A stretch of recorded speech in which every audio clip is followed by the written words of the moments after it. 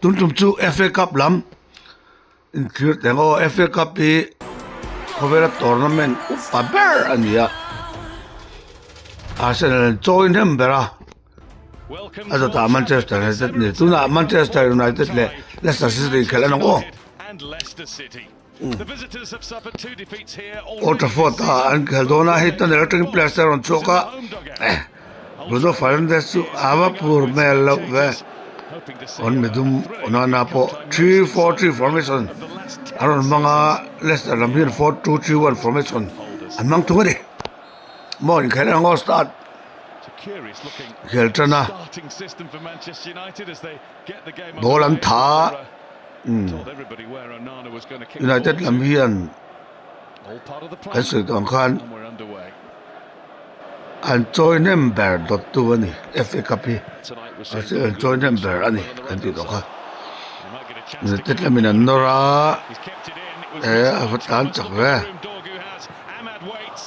across ma se alom lo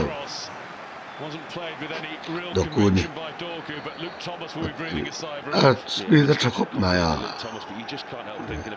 lamhan don long mo kati lamhan tat mai And then a poor pass in behind with his Aspen right foot. Chakop mai Thinking a naturally right-footed player would have taken that on, gone to the byline, cut it back and got across. Back to the Manchester United captain. Across towards Ahmad. United lampan nor a king se mai allow shot over now mai Good play by United again, Bruno. goal tumar a ball tumar thavio ma se Back to him, it's a lovely ball to Ahmad. Doesn't to quite angin his first touch right. I'm not so sure that was meant for goal ma da kal lawa pa ka And he's looking for Maguire. that over siang khop mai fit well in over ni Can't help but think that if it was on his left. ani garing fit well mo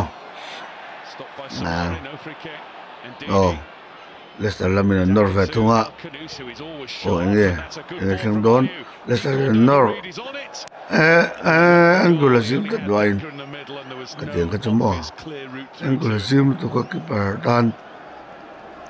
har savak lawani United nora crossa allow safe ani United in corner Lost it momentarily, but it was only but in long mal low dong ani dong tila athawa ban leya chu chu ni kicked it over the line. one kelang Leicester lamina nora Down by Dorgu. Gante doing his level best to keep the ball, but he hasn't. ala lut took across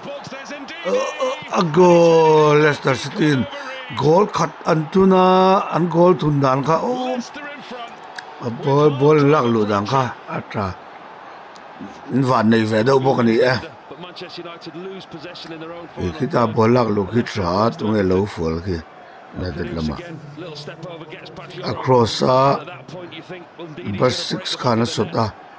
a per khan nai lu to ka lo head goal ni Leicester and number 40 khan mo crossa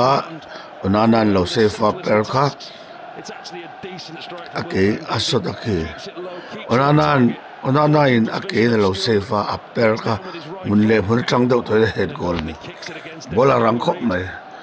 ki parda safe mai na om to lo ka cho har lo to second half lam enang na tel lam na nora avat benar so avat goal avat safe changai ve ka chu safe chalut tu ka ni benar so ball pet ka low deflect saving ka low deflect ka keeper up a chip to keeper dan chance om to low save goal bar pet pera save sa khop mai ma po pora ni Manchester lamina nor Bernardo bogin bola chang Bernardo da luta across Hoyland zigzag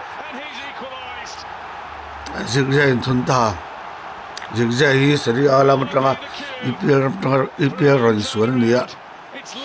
ki ala luta khop mai Bernardo across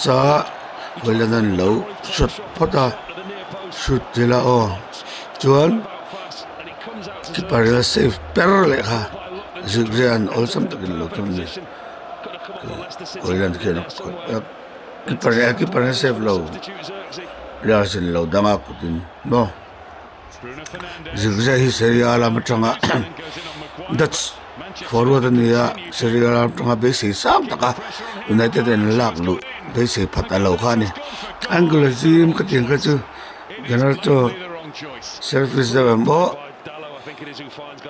angle zim cross jok se ki angle zim baka plus baka talo arotan ki block ki chu alom lo adi na tilam pagin nor zela owner anbu na tati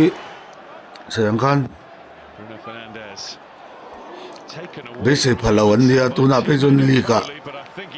som pathum na an ni le to ni Crystal Palace an ne lo wang kan som pani na tang som pathum na ta thalea tinga an kherang chuanin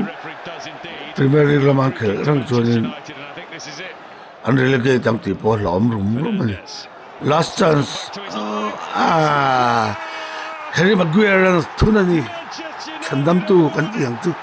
Harry Maguire chandam lau mai Bruno Fernandes a ball thon lu kha Harry Maguire an allow tau lu ani offside lo mon cho offside ang le me tian in me chuan ma se offside lo niang chu match official ten offside lo an ti side lo ni mai a goal chen khop mai VAR ron mo ki offside de lep chong ka se do ni ki chuan se goal ni chuan goal ni mai ka last chance ni United tan an lom khop mai Premier League ma be sen nei to si lawa FA Cup lama tal the to pan chunga ni Europa League khel torin mo Europe lam competition anin lan ve theina chun chu FA Cup an champion hi ni abak chance an nei lo ni United ten tuna som pathum na nia senghan relegate lo ma an relegate meng ti bol lo rum me lo an chak lo jing Old Trafford an chak thein lo le ma la mo tum FA Cup an chak lo ni United kan lom pu ye Ruben Amorim abikin kan lom pu le mai abikin Harry Maguire chandam tu ani FA Cup champion mo torin do sakna kan la ne Might this be a key night in a few years' time when we look back on the Ruben Amorim era for Manchester United? Harry Maguire is the match-winning hero for them.